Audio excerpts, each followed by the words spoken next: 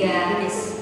Nah, sebelum menjelaskan komposisi garis, kita akan mencoba untuk menjelaskan esensi dari desain. Nah, esensi desain dalam KBBI yaitu hakikat atau inti atau hal pokok dalam mendesain sebuah produk.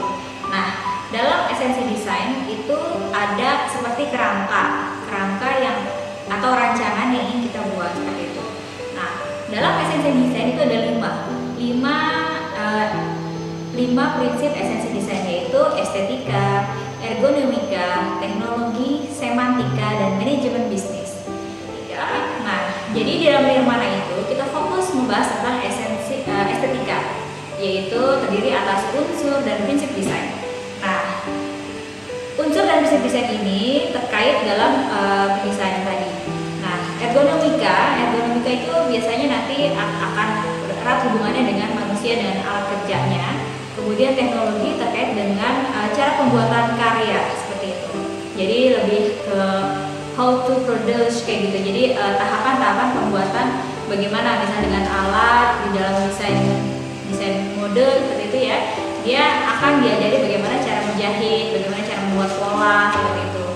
Kemudian kalau di desain grafis bagaimana cara mencetak, pemilihan bahan, kemudian pemilihan warna, RGB-nya seperti apa itu. Jadi lebih ke teknologinya seperti apa, menggunakan software apa. Kalau di desain grafis ada perusahaan. Yang keempat adalah semantika. Semantika terkait makna atau elemen visualnya.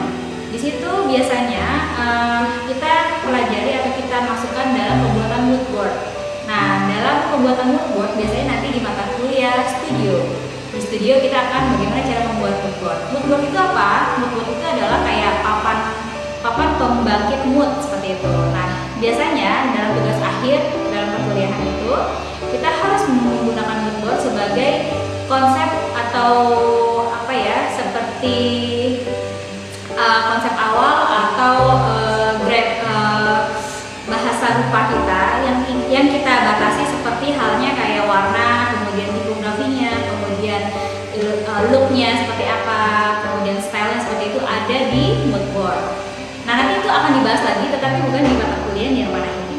Yang kelima adalah manajemen bisnis dalam esensi desain. Jadi manajemen bisnis nanti dipelajari di mata kuliah yang lain. Ada lima esensi desain, yaitu yang pertama estetika, yang kedua ergonomika, yang ketiga teknologi, yang keempat semantika, yang kelima adalah manajemen bisnis. Nah, dalam nirmana itu ada di dalam unsur estetika. Nah, estetika itu apa? Estetika itu adalah unsur dan di dalamnya ada unsur dan prinsip desain. Unsur dalam desain. Nah, ini nih yang biasanya anak-anak TA ya, tugas akhir itu lupa. Mata kuliah dasar kalian itu adalah unsur dan prinsip desain. Dalam kalian membuat sesuatu, dalam membuat produk apapun itu harus ada unsur dan prinsip desain. Jadi biasanya kalau di tugas akhir tuh akan ditanyakan nih, nanti kalian ditanyakan unsur desain kamu apa yang muncul dalam karya kalian ini. Dan unsur itu apa sih sebenarnya? Nah, supaya kalian gak kagok, nanti pada saat tugas akhir pun juga kalian harus tahu, yaitu ada 5 juga, yaitu titik, garis, bidang, warna, dan tekstur. Unsur seni dalam seni dan desain ini yang harus kalian ingat dan harus kalian terapkan dalam desain-desain kalian. Seperti itu. Nah, untuk titik, titik itu apa sih sebenarnya?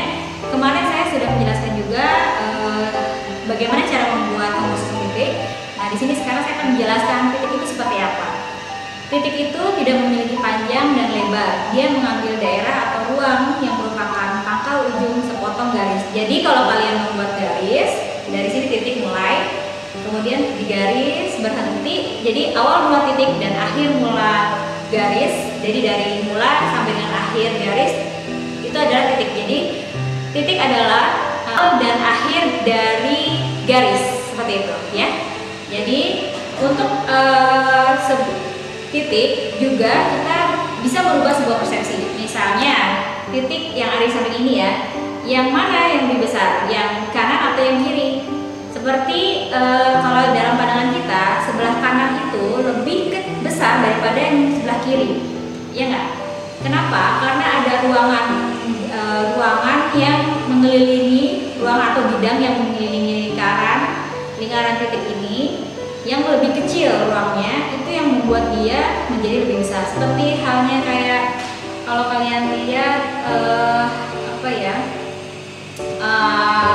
gajah, misalnya semut di depan mata lebih besar daripada gajah yang lebih jauh, karena ruang gajah itu lebih besar dibandingkan semut yang ada di depan mata kita seperti itu. Jadi yang lebih dekat, yang ruangnya lebih kecil itu akan terlihat lebih besar seperti itu. Nah, selanjutnya titik juga bisa menjadi beberapa fungsi ya. Ada beberapa fungsi titik, yaitu pertama sebagai tanda, dia akan mewakili unsur. Manakala suatu selain titik muncul atau dimunculkan sangat kecil, maka suatu tersebut seringkali direpresentasikan oleh titik. Jadi titik itu bisa sebagai tanda. Nah, yang kedua, titik sebagai garis ilusi. Titik yang dimunculkan secara berulang atau beraturan dapat memunculkan kesan atau garis. Nah, komposisi titik kemarin itu akan memunculkan sebuah garis ilusi. Ya. Selanjutnya, titik sebagai volume. Nah, titik yang kemarin kita lihat itu akan memunculkan sebuah volume. Oke. Nah, selanjutnya titik sebagai volume. Titik sebagai volume itu disusun dengan membedakan besaran dan jarak yang dapat memunculkan kesan isi atau volume. Jadi nanti komposisi titiknya itu harus ada jarak satu sama lain. Nah, contohnya adalah seperti ini.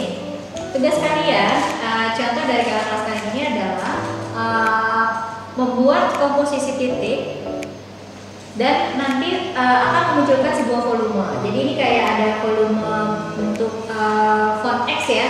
Huruf X ini kayak ada volumenya. Padahal ini adalah kumpulan dari sebuah titik gitu, sebuah titik yang disusun dari besar ke kecil seperti itu ya.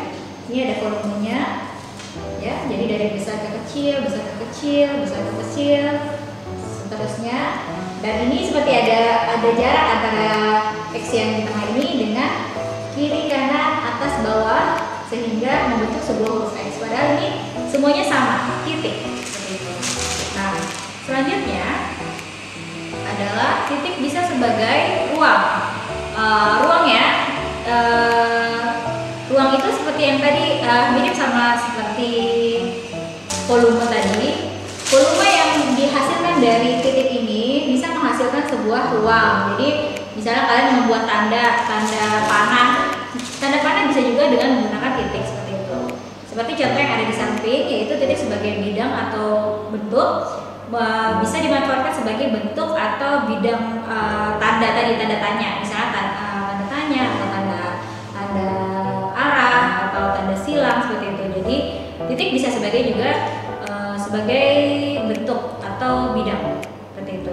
Nah, titik juga bisa sebagai gerak yang dimanfaatkan untuk memunculkan kesan gerak. Jadi kalian bisa seperti ada tanda titiknya bergerak mental ya, apa sih bergerak mental apa? Selanjutnya adalah titik sebagai nada dan tekstur.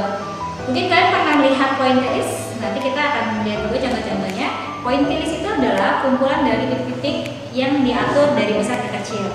Nah, itu juga akan memunculkan sebagai kesan suatu permukaan atau tekstur. Jadi titik-titik itu akan melihat tekstur mukanya kerutan, kemudian hidung mancung seperti itu. Nanti ada di titik sebagai nada dan tekstur.